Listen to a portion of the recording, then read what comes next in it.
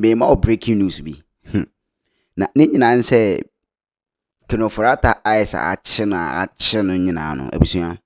Ne nyina ya Attorney General in connection with Attorney General and the FBI and the ICE. Na abusua first and foremost no chere say Ofori Atta oye friend no at large no. Na enye ono nko a oni nipa mienu ena omdwane ye. But Honorable Victor Smith, Ghana ambassador to US, I mean we say the another at large, which is Ofori Atta counterpart, suspect counterpart, suspect in counterpart who say or non so yachino.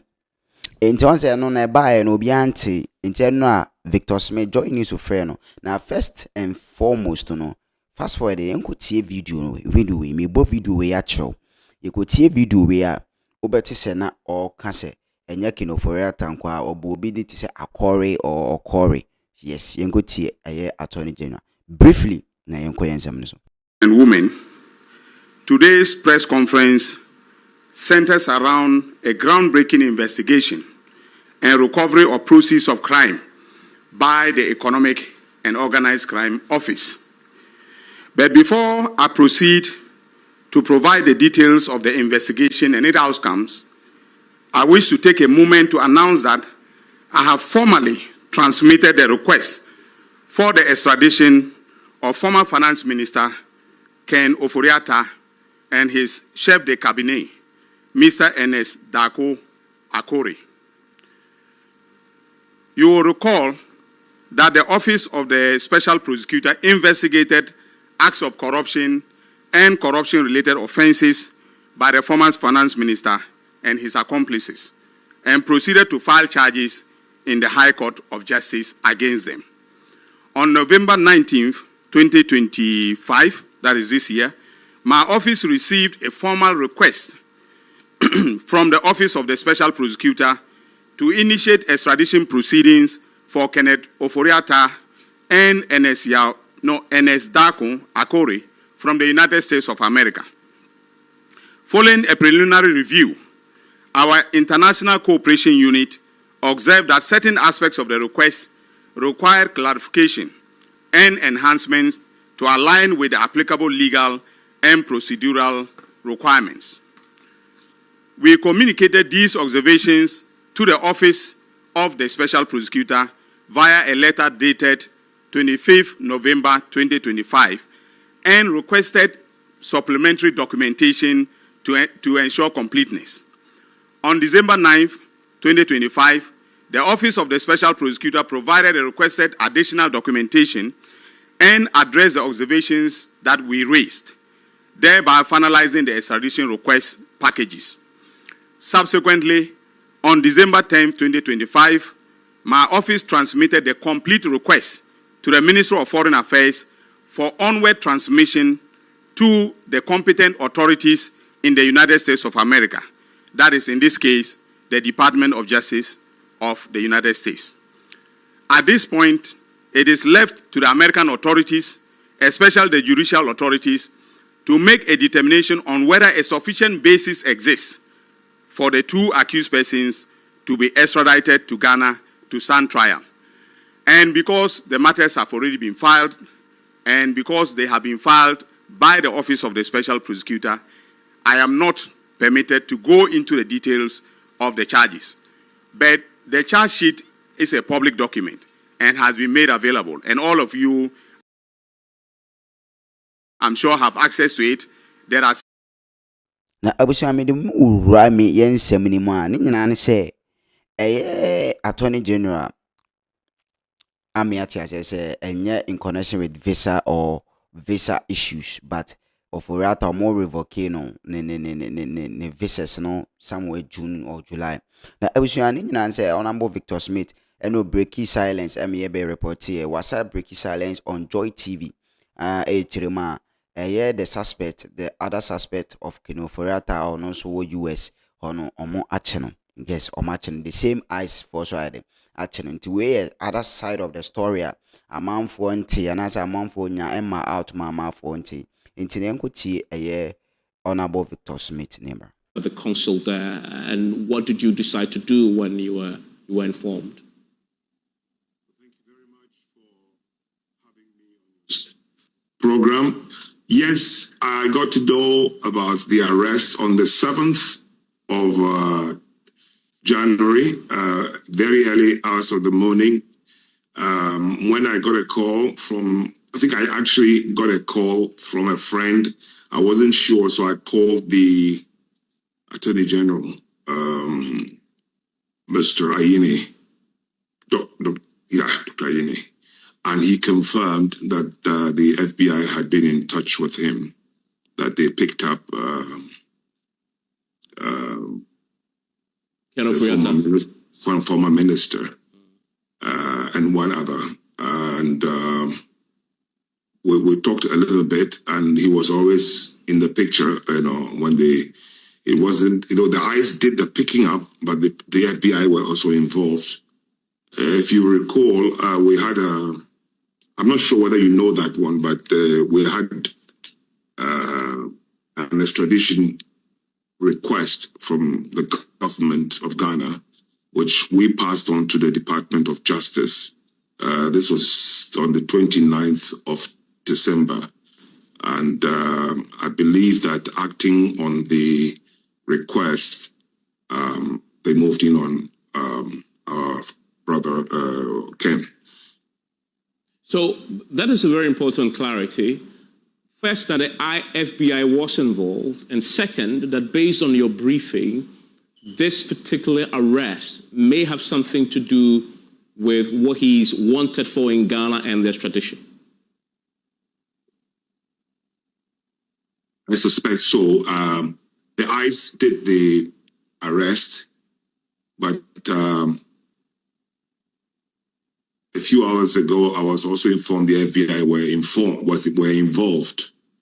And of course, that sort of corroborated with what the Attorney General told me, that the FBI had informed him that they had picked him up. Okay. So were you I also, suspect. Yeah, you suspect. Sorry. You suspect that. I suspect it's a combination of these two factors. ICE normally would pick you for immigration issues. Okay. But then, of course, when the FBI comes in, then there must be some criminality or Interpol police request. So the red alert comes in there. So the combination of the two of them, convinces me that Ghana government had requested for this man to be brought in to help us, if you like, unravel some issues that have been brought against him as a former minister. Were you also briefed about the revocation of his valid visa? No, Attorney General mentioned that to me. The extent of my involvement at this stage was when he had been picked up. I discussed it with the consular officers of my embassy, and we decided to make a request to make sure that he was being treated properly as the protocols, international protocols. And so we requested, and they agreed in principle to allow us to come and visit.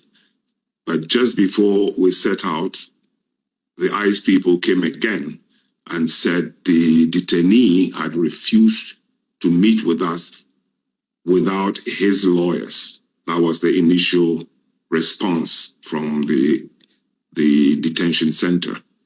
And they were going to go back to him and probably request that his lawyers appear so we can come and verify for ourselves that he's being treated fairly and not being denied, for instance, his medication and all that. But we waited for a while. After about a few hours, they came back to us to say the detainee, being the ex-minister, had refused now to see us under any circumstance. So that was the end of the road for me and the embassy. So the consular officers didn't even manage to get to the detention facility. This was all a phone conversation with yourselves and the ICE. No, they came. The ICE came here. The representative came to my office, And they had indicated initially in the phone conversation that they had cleared the way for us to go. So I got myself ready with my consular officer. And just before we set off, the consular officer walks into my office and says, "The ICE people are here." And I said, "Are we leaving?" They said, "No." They said, "There's a problem." So I invited them to my office. And they said this to me, that the detainee is unwilling to have us visit him without his lawyers. And therefore, they asked me to hold on until they're able to sort out the lawyer's presence, with him. After about 2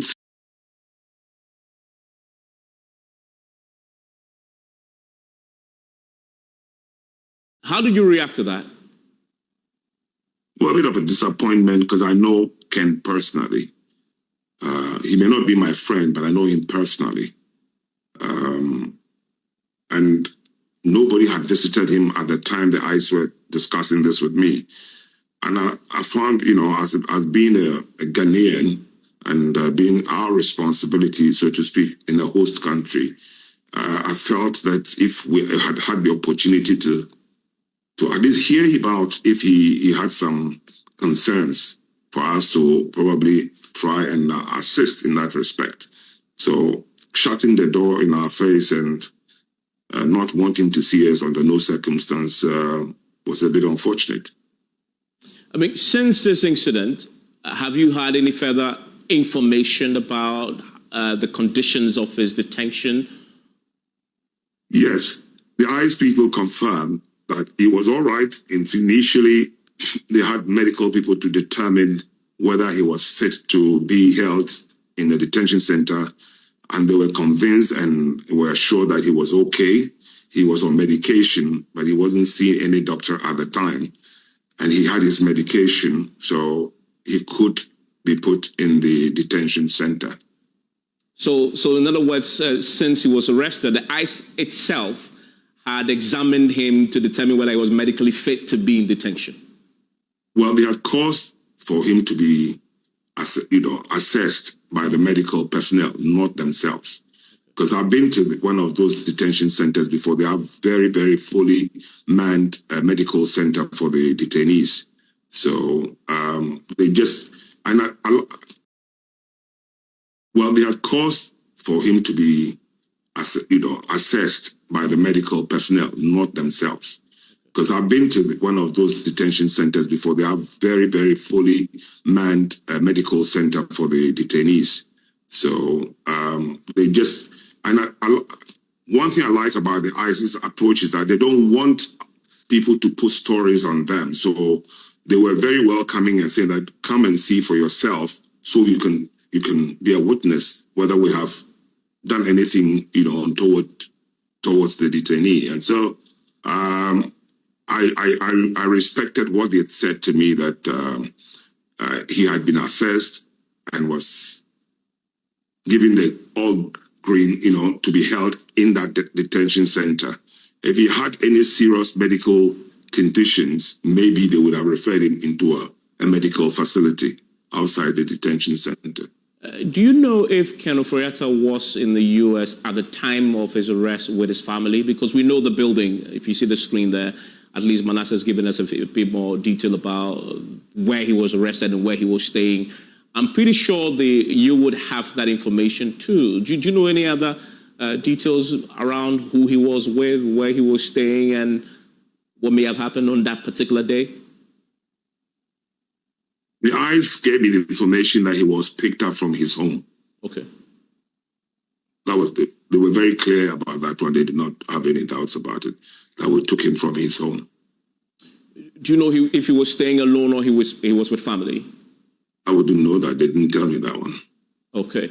This obviously is not something you are alien to. I mean, we've seen the numbers. At least there are almost 200 Ghanaians who may also currently be facing challenges such as this. Is this different from what you're used to? Does the Ken Ofori Atta, former finance minister, his status and profile, has it changed anything for you in terms of what you know happens in these matters? Or this is very normal from what you become used to? Well, Ofori Atta as a high-profile case. That they have made it clear to me. Okay. Because he was an ex-finance minister, and even though there was an extradition, they knew, dealing with the Attorney General in Ghana, that this is a high-profile personality. And his visa issues, I can't go into it because I didn't know, but I know one thing, that if your visa expires, normally they give you 6 months visa when you enter the US with a 5-year B1, B2 visa. So they will grant you 6 months, and people normally travel out and come back in. My little information I had earlier on was that he traveled to the UK and came back into the US. What happened with his visa, I cannot talk too much about, except that I was told that by November 29th or thereabouts, his visa was no longer valid. And so it meant he was here illegally. His status was he did not have a visa to be in this country. But also hearing from other people, they were making attempts to, if you like, extend his stay or vary the visa to make him remain here until further notice. But I don't know where that request has reached. But before the ICE move in,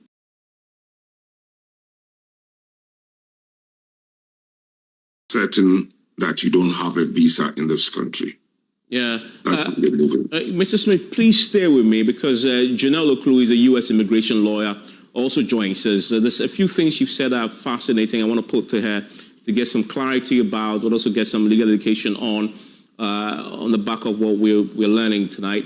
And Janelle, thanks for joining us from the U.S. I believe this is something you're very familiar with as far as the ICE detention of foreigners are concerned. Have you been involved in cases such as this and represented individuals who have been arrested in such a manner? Okay. First of all, let me say thank you so much for having me on your program this evening. I have been a U.S. immigration lawyer for over 20 years now, and I can speak to what is typically done for detained cases, deportation cases. But if I can say clearly, as His Excellency the Ambassador has stated, Mr. Ofori Atta's case is clearly not a typical one. I know you mentioned. Explain that. What makes it a non-typical case? Oh, sure. It's the fact that he's a high-profile personality, a former minister in the Ghanaian government. I heard the statistic you gave about how many Ghanaians are currently detained, how many Ghanaians are up for deportation. But I can tell you quite certainly that he's not your regular Ghanaian in detention. And you yourself, when you were talking about his legal team that he has hired to defend him, I mean, here, as we say in the U.S., he has really lawyered up. Yeah. Okay, he is really lawyered up. When you see the lawyers that he's hired, former American AG, that is an indication of somebody who he's not going easily. So I was thinking about that when you mentioned the statistic about 99% of the people who go into detention end up deported. Trust me, less than 0.whatever% have a former American AG as their lawyer. So he's definitely not your typical case. And this is something that Ambassador, I'll pick your thoughts on. Sure. He discloses that FBI was somehow involved. The American government revoked, the State Department revoked his visa. That is Dominic Kane, the Attorney General. Now, if you check the ICE website, it details the circumstances under which an individual can be detained. And one of the key things that jumps at us was change in the visa holder's eligibility, which seemed to agree with the point expressed by the Attorney General that his visa was revoked. If indeed your visa has been revoked, then of course your circumstances has changed. Failure to comply with visa conditions, well, we don't know that for certain, that if that really applied to him. The public safety or national security concerns, we don't know that too. Fraud or misrepresentation. But here's the thing. The Attorney General says that he has been investigating him on some other issues. They're quite different from what the OSP has been investigating him on.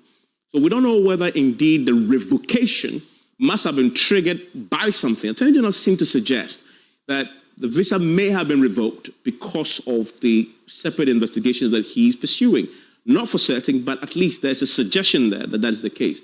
But certainly, change in visa holders' eligibility, he may have indeed hold the valid visa, but if it's revoked, that then throws up the question. And the question that you need to also ask is, if indeed was revoked in July of 2025, why did the U.S. Customs Enforcement Agency, ICE, wait until January of 2026 to effect an arrest? Raise the question. We don't have an answer to that, but the immigration lawyers in the U.S. who are joining us maybe can give us some clarity on this subject pretty shortly. And then also, one of the things that I want to do is also give you a bird's eye view of the detention facility that he's in, which is what you see there on your screen. So it is quite a vast area. If just take a tour there using Google Earth. That's the Crown Detention Center. That is where you have the entrance. That's the entrance where he would have been brought, and then he would have been ushered in. He would have been either in these quarters or any of these. It's a huge area holding almost 400 people. And at one point last year, it was full, but they were still sending people there. At one point, there were complaints that had been sent there about their management of detainees, including the fact that some of the detainees are allowed to work to earn money. Some of the detainees were allowed to work overtime more than the hours that legally they were supposed to work. So that's the enclave there. That's where he's been held. Ofori Atta is being held, driven 1 hour 30 minutes from his luxurious apartment in Washington, all the way to this particular center there, where he's currently still in the custody of ICE. Now, to the point that I need to make also, we're beginning to understand a few things. There are two main, if you like, conditions that ICE itself has publicized, for which reason they will hold you. When ICE can detain an individual in question, is violation of the U.S. immigration laws, broadly is what I listed, right? And then individuals with final orders of removal. Ofori Atta doesn't qualify here because that is subject to still some court hearings. But certainly on the violation of the U.S. immigration laws, he's definitely reason why he is now being detained in the USA. Now, so what is his path? There is a window though for Ken, and some have suggested that he actually may have been trying to take advantage of this window. Trump has introduced what he called the Trump Gold Card. If you have enough money, you can buy the U.S. citizenship. $15,000 to process, $1 million contribution, and then you have expedited permanent residency. So this is a path that Ofori Atta definitely can take. He is definitely worth far more than $1 million. This is a man who's worked on Wall Street. He has money.